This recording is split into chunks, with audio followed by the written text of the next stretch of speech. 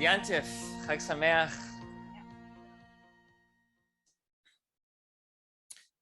All right, so what I'd like to think about together this morning is what is the relationship between Sukkot with the holidays that immediately precede it, Yom Kippur, right? Because it's clear that Rosh Hashanah and Yom Kippur are connected. There's lots of names, lots of words to put those two holidays in relationship to one another. They're the Aseret Yemei Tshuva, the 10 days of repentance, the Yamim Noraim, the high holy days. But how does Sukkot fit in?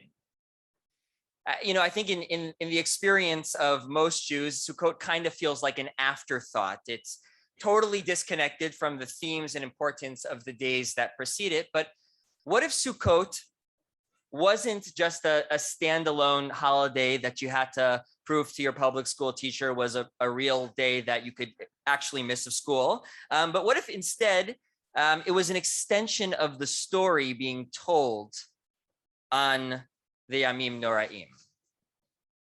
Okay, so I have a somewhat far out theory that connects all three of these holidays within the framework of one story. And I admit this is a bit of a Miss Frizzle, get on the magic school bus. This is out there, so feel free to leave it if you don't like it.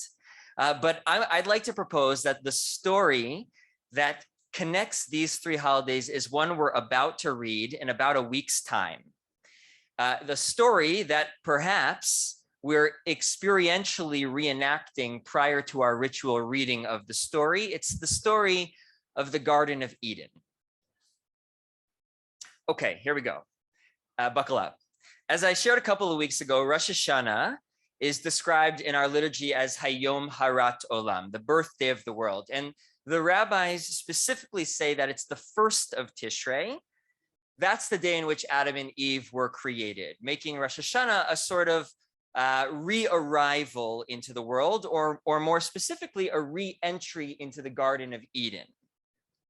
And it's not just a commemoration, right? It's a present day reenactment of this moment. So it's helpful here to imagine ourselves as experiencing Rosh Hashanah as Adam and Eve, right? Re-entering the Garden of Eden, re-arriving into the world. And, as we know, life in the garden is going well. Until the allure of one tree is just too much to resist. And despite God's instructions to stay away from the tree of knowledge of good and evil, right? Eitz Hadat Tov V'Ra, Adam and Eve, they choose differently. And in eating this fruit, their realities are radically transformed. They become newly aware to two new features of life, features that are now defining ones of the human experience. Feature number one is morality, right? The difference between good and bad and the freedom to choose between the two. And number two is mortality, right? For dust you are, and to dust you shall return. Ki afar ata ve'el afar tashuv. The awakening to morality and mortality, that's the experience of Yom Kippur, a day of desperately trying to be sealed into the book of life through the merits of our actions, a day of heightened awareness of our mortality and an emphasis on living morally. All right, so Rosh Hashanah, if Rosh Hashanah is being reborn into the garden, and Yom Kippur is reenacting the eating of the fruit, what is Sukkot? Sukkot is leaving the garden. But here's where the reenactment takes a curious turn. In the context of Genesis, leaving the garden appears as a punishment. It's an event marked by trauma, uncertainty, and disappointment. But on Sukkot, we return to this moment with the intention of writing a different ending. It's almost as if we go back to the garden on Sukkot to tell Adam and Eve, it turned out all right. The world outside the garden that you imagined isn't as terrible as you thought it would be. In fact, existing outside the garden, that's exactly what makes life beautiful and precious and worthy of our gratitude. So Sukkot, through its rituals and symbols, is a response to the anxieties raised by leaving the garden. And it's a corrective. It's a tikkun to that traumatic beginning of our collective story. All right, so let's revisit a couple key moments in the Garden of Eden story and in the Sukkot story, and try to break down this claim. But number one, when the first humans leave the garden, God says to them, "Cursed be the ground because of you. By toil you shall eat of it. All the days of your life, thorns and thistles shall it sprout for you." Right? So gone is the effortless sustenance of Eden. Only by the sweat of our brow will we get our bread.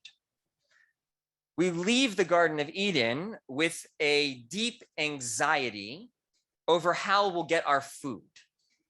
Will the earth support our new agricultural lifestyle, or is the earth cursed? Will we toil without merit, thorns and thistles growing in the place of life-sustaining food? Will God sabotage our efforts? Enter Sukkot, the reenactment of leaving the garden that, instead of mirroring the anxieties of that moment, respond to them. Sukkot is Chag HaAsif, the fall harvest festival. It's the moment in the agricultural cycle when months of hard work, of sowing, tending, and reaping come to fruition. It's the moment of peak agricultural abundance.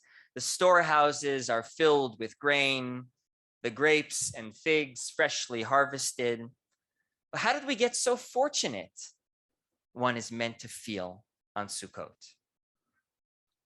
Yes, it was by the sweat of our brow that these crops grew, but Sukkot celebrates the agricultural partnership between us and God.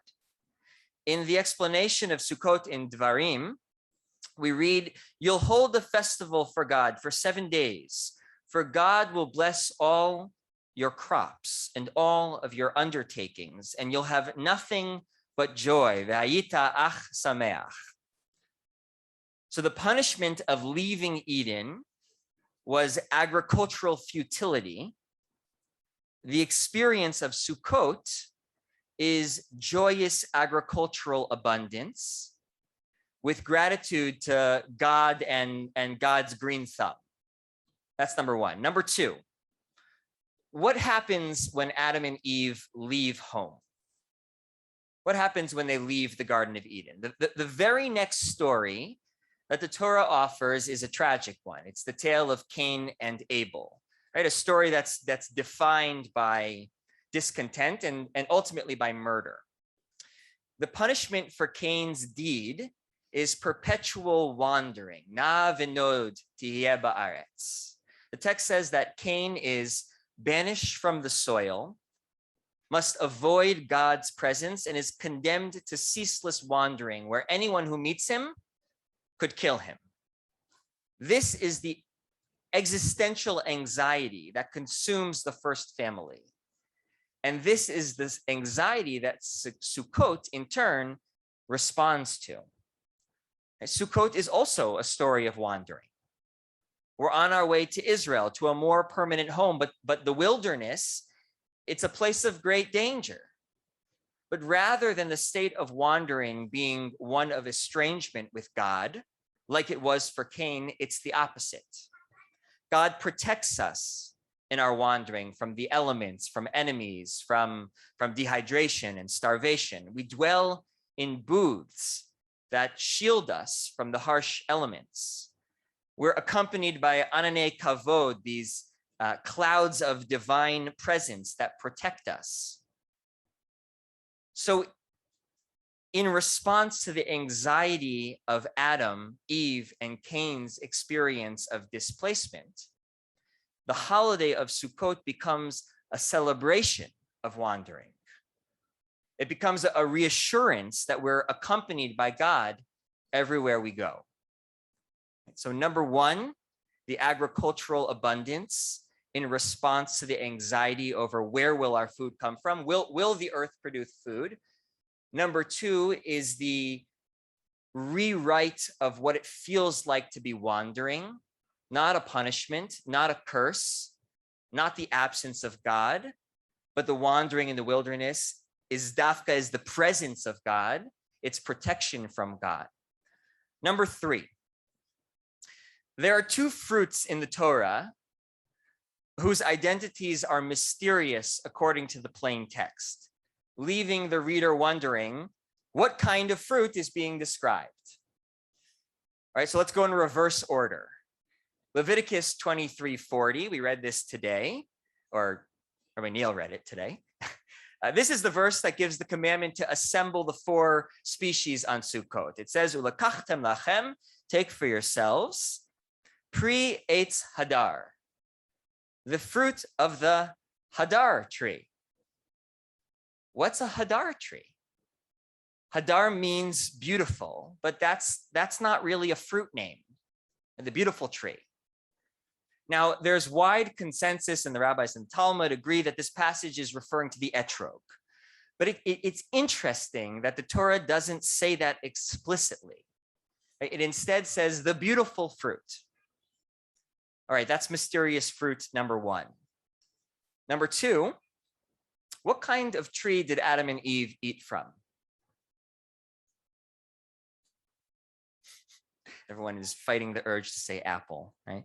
So the Torah says, Eitz hada'at tov v'ra, right? The tree of knowledge of good and evil. Again, not such a helpful description to a botanist. You can't identify a tree based on that description, right? So there's lots of theories out there, but there is a midrash where 4 different opinions are offered for what kind of fruit grew on the tree of knowledge.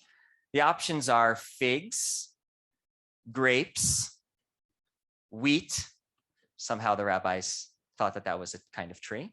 And then the 4th, according to Rabbi Abba of Akko in Genesis Rabbah, it was an etrog. Okay? The fruit on the tree of knowledge of good and evil, according to this one opinion, was an etrog. So let's just hold that possibility for a moment. The fruit that hurled Adam and Eve from the garden is the very fruit that we exalt, we uplift, we hold close to our hearts on Sukkot. The fruit that was once the source of our punishment, our exile, is now the beautiful fruit. It's become Eitz Pri Hadar. So our holiday renames this fruit as a way of saying, yeah, there's anxiety and uncertainty in leaving the garden, but life outside the garden, it's beautiful. It's not what Adam and Eve feared it would be. It's abundant. It's uncertain, but we're not alone. God didn't stay in the garden either. God accompanies us in our wandering, in our tending, in our celebration. And that's why we can call Sukkot Zman Simchatenu, the time of our joy. Because we learn and relearn each year that leaving the garden, while once a trauma, became the source of our blessings. Sukkot takes us back to the garden, not to try to get back in, but to be able to whisper into Adam and Eve's ears, into each other's ears. V'samachta b'chagecha. You can rejoice in your festivals. Chag Sameach.